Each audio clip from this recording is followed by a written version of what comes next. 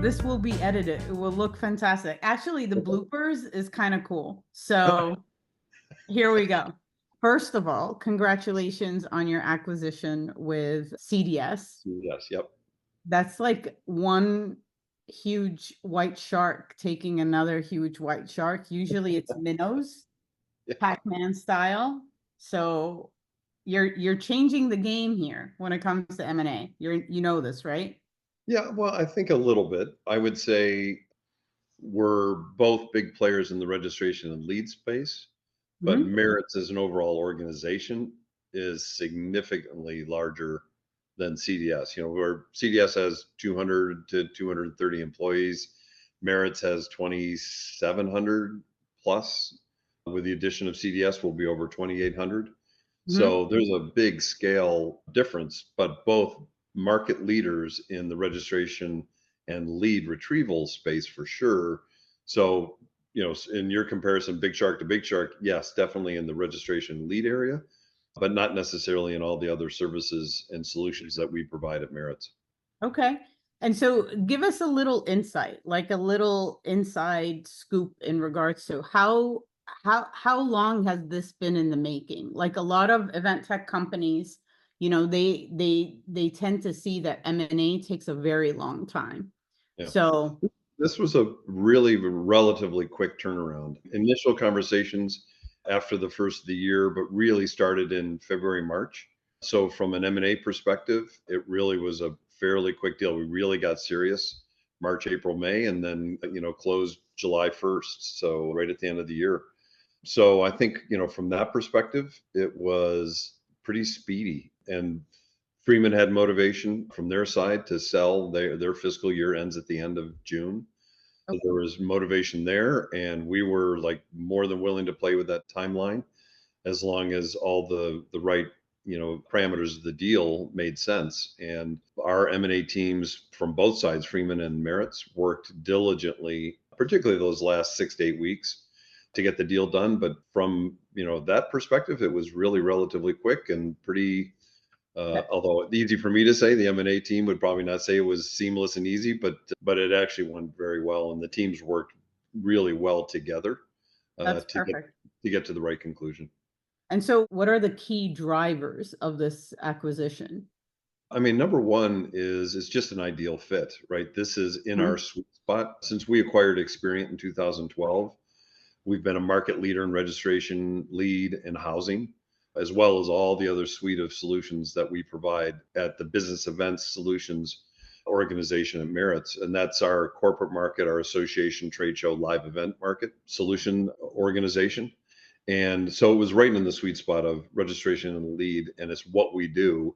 One of the great advantages is that we have an integrated housing solution. So that's Mhm. something that we're going to be bringing to the CDS customer base, as well as the wealth of other services, from site selection and full meeting planning to content to design to our supplier relations efforts. I mean, the list goes on and on and on. And I had the ability to share that with the CDS Customer Advisory Board just yesterday at their meeting. So there were, was great interest in, okay, now we have access to this whole other suite of services that Yeah. they didn't have in CDS. So that's one sweet spot, a great ability to grow market share, not only within their customer base, but with new customers. Mhm. I would say the people was front and center, right? Great talent. We've always admired and sort of, we'd say, friendly competitors, but really admired and respected CDS as a And that's competitor. So that important. it's very important. And then infusion of talent. I just got to meet a bunch of them at the advisory board meeting. Every single one of them is stellar, and so Yeah. we're really excited about that talent. The client portfolio is second to none, right? Incredible clients. The ability to sit down and spend the last 2 days with them and explain the deal and how the integration is going to work, and we're not going to move their cheese, and we're keeping their teams in place, and all those sort of reassurances, I think, were well received. Yeah, and And that's then, also very important oh, because, I incredibly. mean, yeah, especially with competitors. I remember when TTG, Travel Technology Group, and travel planners I mean, TTG acquired travel planners, and then they became on peak, and Mm, I was there for that. And it was very hard. It was very hard, integrating the not only the cultures, but also, the different processes, like starting over, making sure that this is where you tend to see if there's team fit, or if there's a need to reorg, et cetera. And it has a huge impact internally for the teams, but especially for the clients, Yeah. because the relationships are there. So I know Yeah. that you've been doing like focus groups and advisory boards, et cetera. So like, what are like the top three aha moments from those experiences? Yeah, I would say, getting back to sort of why the deal, the cultural fit was actually front and center for us. We spent a lot of time in that because, in my experience, and I've done a fair amount of M&A in my career, the people issue is the one that ends up making or breaking the Very combination true. of the two entities.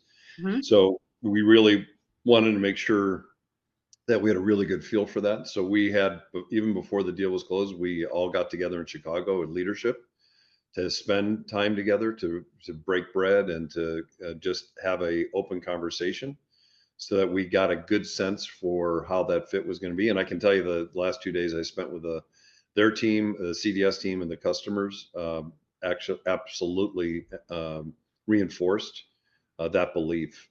We also firmly believe that the combination 1+1 is going to be much greater than two. Mhm. Hopefully it's 8, it's 10, it's 15. And so that's going to drive innovation. We've already had a tech summit with our technology leaders and their technology leaders, and really starting to create that roadmap with a whole bunch of like a dozen plus early wins.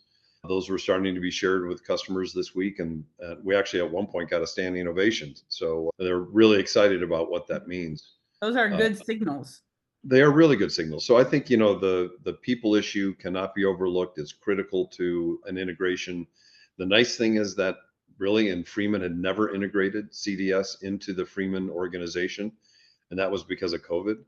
Mhm. So this made it a much cleaner opportunity for us. So it's pretty easy to move back office systems. And then on the client facing side, as I've already said, we were going to take 1 to 3 years. That was well received by the clients. And as you know, with this business, things are Yeah, well in flight already, and it takes quite a bit of time if you're going to make any definitely. changes to do that. So we feel pretty really good actually coming out of the chute here, just 3 weeks after the announcement of the deal. Yeah. Oh my God. See, it's been 3 weeks. I'm telling you, time. Stealing time, stealing Someone time. is stealing time. I'm telling you. Yeah, So for clients, from what I hear also from organizations, a lot of times when there is acquisitions or mergers, they're hesitant, right? mhm, They're hesitant because they think that their favorite account manager is going to leave. They're hesitant that you guys are going to, I'm not saying you guys, but like in general, the UX or the interface or the platforms are going to disappear. So they're going to have to learn something new. They are hesitant because event organizers love control. They don't love to be pigeonholed. And yeah, it's like, it's great that you're offering them new services, but like, what if they don't want it? Or, are they going to be heard? Are they going to be lost in the shuffle? So there's a lot of these fears. And so I would love for you to address that and then give ideas of like, how do you go, about that? Because there's a lot of tech companies that can learn the lessons from how you are going about doing it right now. yeah. So I mean, our approach, and it's the same way, and I think we've got a proven track record with all of our M&A activity over the years. But the most recent in our business event solutions team has been the acquisition of Experian in 2012. And I think if you look at that and how we went about that, it's a very similar model that we're using here. We call it an optimization approach. It's not just the merits way. It's not just the CDS way. It's going to be the best way. We have a PMO office that is running the integration process. We have 10 or 12 different separate work streams that are being populated by members of Merits and CDS. Mhm. So we're doing that jointly and collaboratively, with the number one priority being the client. And so that was why this customer advisory board was a great opportunity to just say, look, take a deep breath. We're 3 weeks into this. We've already said this is a long timeline to work through all this. And we have committed to transparency and collaboration. We're not messing with their teams. That's number one from a client's perspective is we love our people. We love our people at CDS. We love our people at Merits. Let's not mess that up. And so we've made that commitment. That is not any, stupid for us to make an acquisition and then start making change for change sakes. That's not at all in our model. And so we've got a really robust integration process. It's being led by project manager, PMO, Jeff Kinzel, and then the teams from both sides of the equation and the customer being number one focus. So we're really confident in that process and we're patient. We're going to do it and do it right. We're going to communicate, we're going to be transparent, and we're going to be collaborative. Okay, that's awesome. So let's change gears for a second. Okay. Because I have a couple of pet peeves, and you're not surprised about that. And I'm also very transparent, especially with you, because we've known each other for A long time. Yep. a very long time. So there's no innovation anymore. Why do we search for innovation so much rather than search for, platforms or technology that actually can deliver extra or deliver better? Where, it's almost like one of those words that are just used.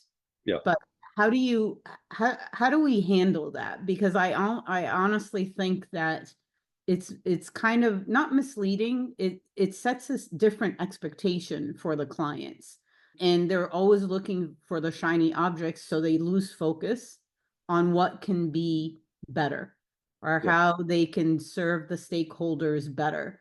And innovation, like even right now, AI is supposed to be innovative. It's not. I mean, it's been around. So I'm just tapping into your expertise in regards to, are we still seeking a ton of innovation, or are we now in a mode where we just need to elevate everything that we've been doing internally and externally?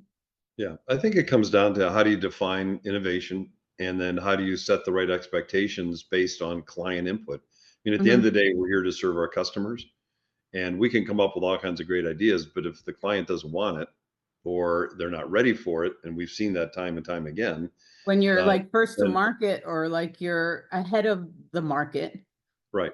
and So the I think, adoption is not there.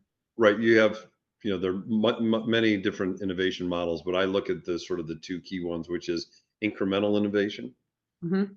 and then you have transformational innovation. I think there was a lot of perception that AI was going to be transformational in this space, but I think really it's turning out to be more incremental.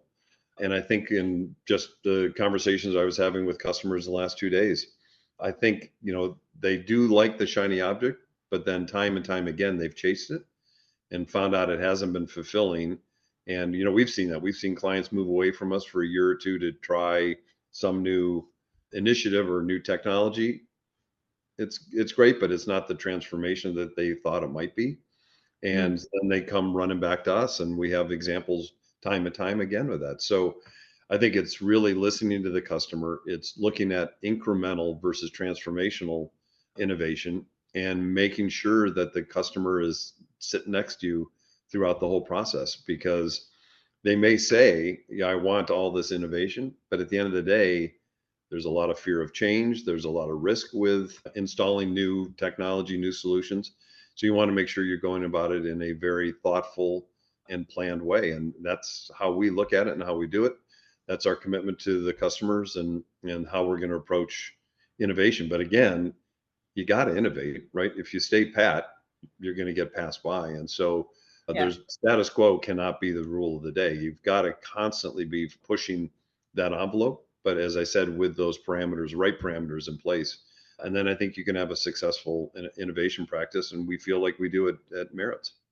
Perfect. In regard, I love how you said, sit next to the client. And, from what we do and when we're doing consulting with clients, with organizers, especially when they're shopping for new systems and solutions and platforms, services, etc.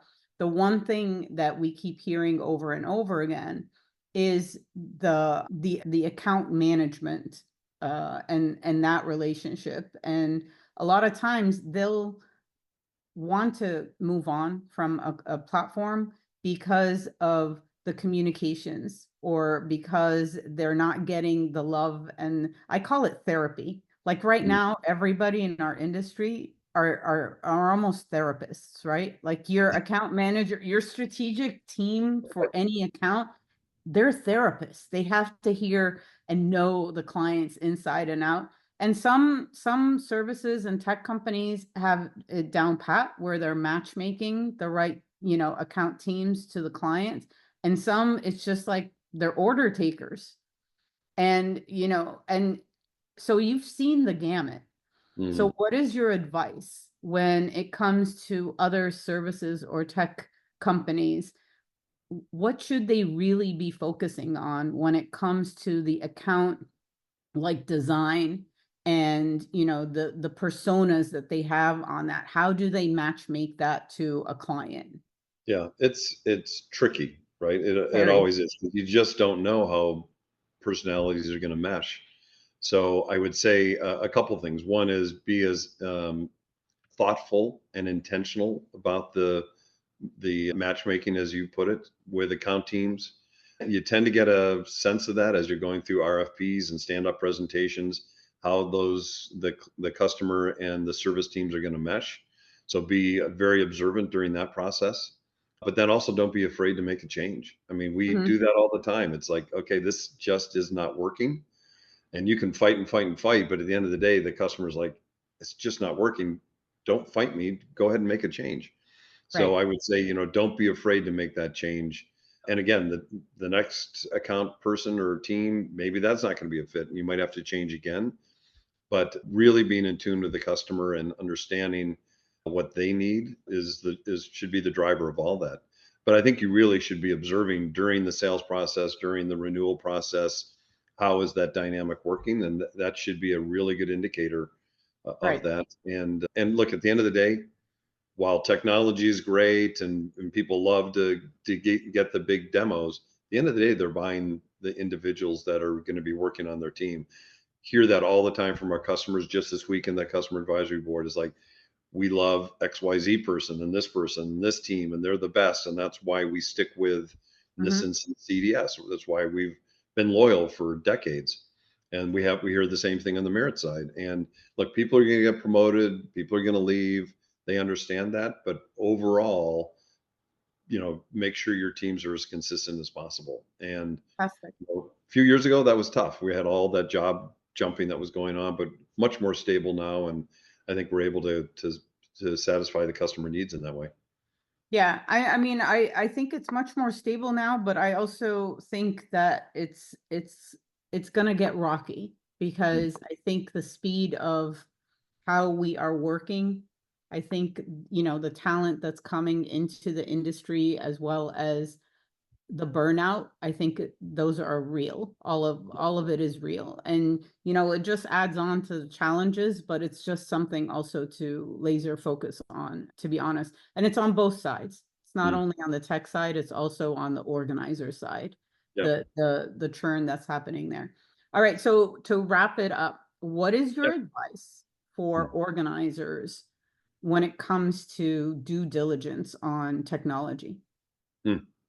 I would say really have a clear filter of what you're looking for and that you're going to assess all the different technologies you're looking at. It's easy to get distracted by the next shiny object.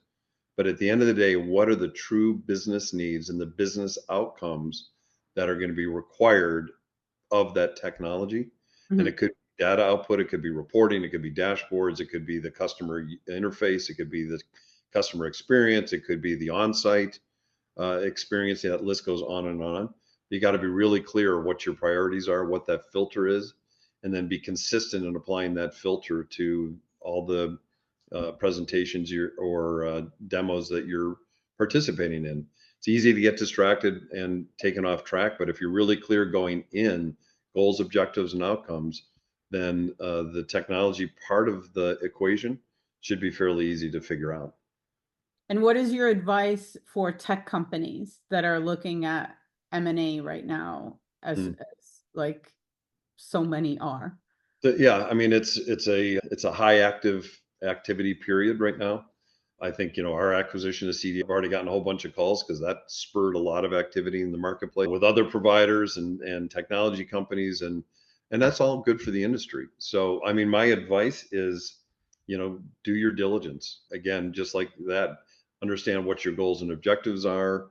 Don't get distracted. Stick to those original parameters Mhm. and you'll end up arriving at the right thing. But don't overlook the importance of culture and people. That tends to get pushed to the side. And to me, at the end of the day, that's what makes or breaks a deal is the fit of the cultures, the fit of the people, the fit of leadership, and really understanding the buyer seller's commitment to that part of the equation. I think that's often overlooked, and to me, it's the number one issue. That's fantastic. Well, thank you. You're welcome. Thanks for asking the questions, and great to Yes, be part of it. yes, absolutely. And I'm sure I'm going to see you in a next event very soon. So I'm sure we hugs to will. you. We'll make sure we connect. Yes, Thank you. Thanks for absolutely. reaching out. All right. Okay, Take take care. care. Bye.